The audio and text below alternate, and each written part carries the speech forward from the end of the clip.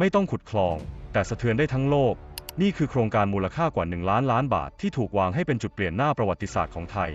กับภารกิจทะเยอทะยานในการเชื่อมทะเลอันดามันกับอ่าวไทยโดยไม่ต้องพึ่งช่องแคบมาลากาอีกต่อไปหากทำสำเร็จประเทศไทยอาจกลายเป็นศูนย์กลางโลจิสติกระดับโลกที่แข่งขันกับสิงคโปร์มาเลเซียและเชื่อมจีนกับอินเดียผ่านเส้นทางบนแผ่นดินไทยโดยตรงแต่นี่ไม่ใช่แค่เรื่องขนส่งสินค้าเพราะมันคือเกมยุทธศาสตร์ที่มีทั้งจีนสหรัฐญี่ปุ่นและประเทศเพื่อนบ้านเข้ามาเกี่ยวพันในแบบที่ไม่มีใครหลีกเลี่ยงได้โครงการนี้ไม่ใช่คลองไทยแต่มันอาจเป็นแลนด์บริดจ์ที่เปลี่ยนอนาคตของทั้งภูมิภาคไปตลอดกาลไม่ใช่แค่ไทยที่มองเห็นโอกาสจากการเชื่อมอ่าวไทยกับทะเลอันดามันแต่เพราะช่องแคบมาลากากำลังกลายเป็นคอขวดของระบบการค้าทางทะเลระดับโลกพื้นที่แคบๆระหว่างคาบสมุทรมาลายูกับเกาะสุมาตราแห่งนี้มีเรือสินค้ากว่า 90,000 ลำแล่นผ่านทุกปีคิดเป็นมูลค่าการค้ารวมกว่า 3-4 ล้านล้านดอลลาร์หรือเกือบ1 ใน 3ของมูลค่าการค้าโลกและนั่นยังไม่รวมความจริงที่ว่า9 ใน 10ท่าเรือที่คับคั่งที่สุดในโลกล้วนอยู่ในรัศมีภูมิภาคนี้ทั้งหมดทั้งสิงคโปร์กวางโจวเซี่ยงไฮ้ปูซานและโตเกียวนั่นหมายความว่าหากเกิดอุบัติเหตุแค่ครั้งเดียวเหมือนที่คลองสุเอซเคยถูกปิดในปี 2021 โลกทั้งโลกก็อาจสะดุดทั้งระบบภายในเวลาไม่กี่ชั่วโมงแต่ปัญหาที่แท้จริงไม่ได้อยู่แค่ความคับคั่งของการจราจรทางทะเลเท่านั้นเพราะช่องแคบมาลากายังเป็นจุดเสี่ยงด้านความมั่นคงที่แต่ละประเทศต่างต้องแย่งกันช่วงชิงอิทธิพล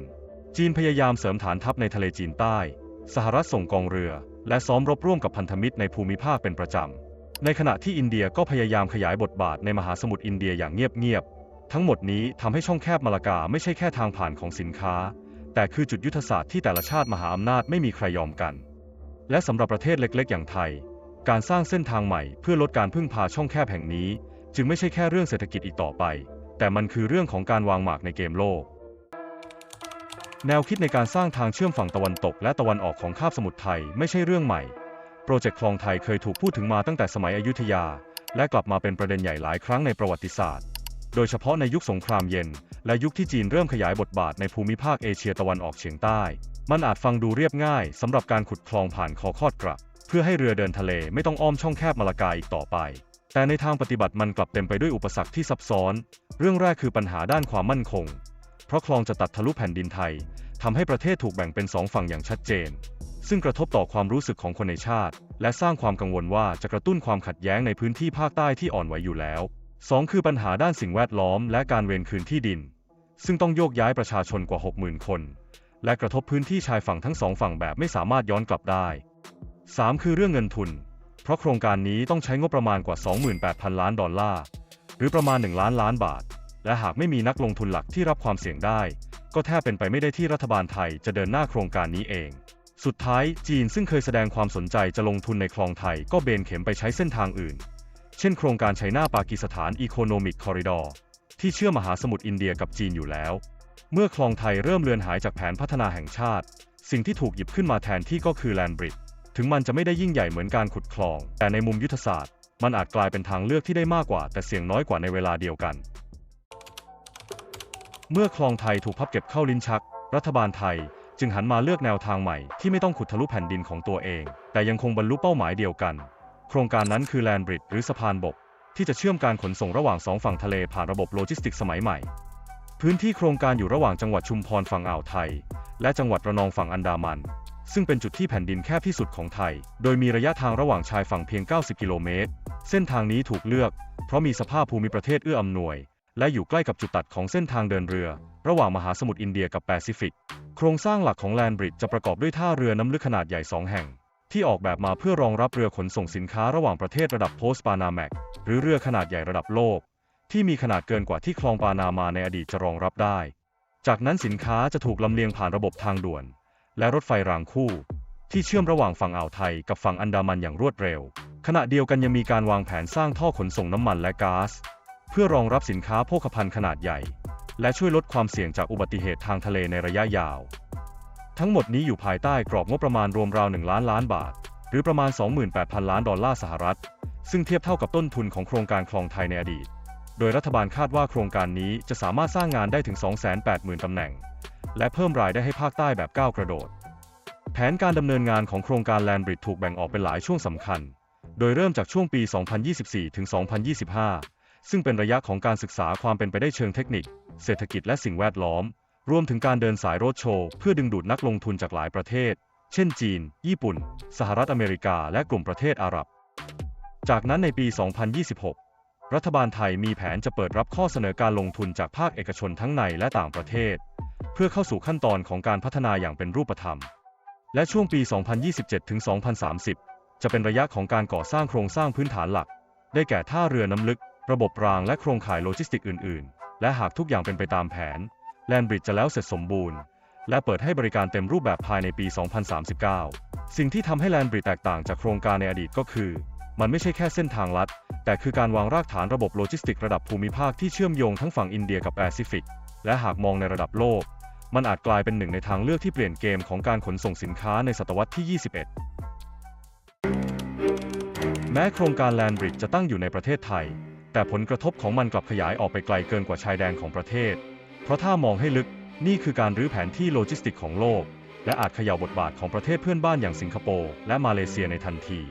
สิงคโปร์ในปัจจุบันถือเป็นประตูทะเลของเอเชียโดยมีรายได้จำนวนมากจากการเป็นจุดพักเรือเติมน้ำมันและเปลี่ยนถ่ายสินค้าในช่องแคบมาลากา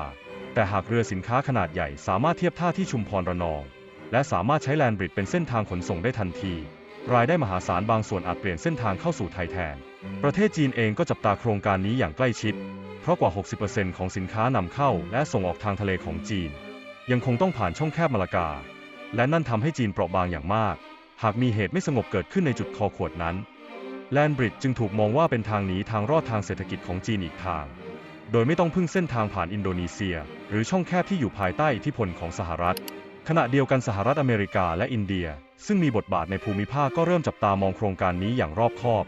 เพราะหากจีนเข้ามาลงทุนในแลนด์บริดจ์อย่างเต็มรูปแบบไทยอาจกลายเป็นฐานยุทธศาสตร์ทางโลจิสติกของจีนในอาเซียนโดยปริยายความท้าทายจึงไม่ได้อยู่แค่การก่อสร้างท่าเรือหรือทางรถไฟแต่คือการวางสมดุลระหว่างมหาอำนาจที่มีทั้งผลประโยชน์และเงื่อนไขที่ซ่อนอยู่เบื้องหลังเพราะโครงการนี้ไม่ได้เชื่อมแค่ฝั่งทะเลสองด้านของไทยแต่มันเชื่อมโยงผลประโยชน์ของโลกทั้งใบเข้าไว้ด้วยกัน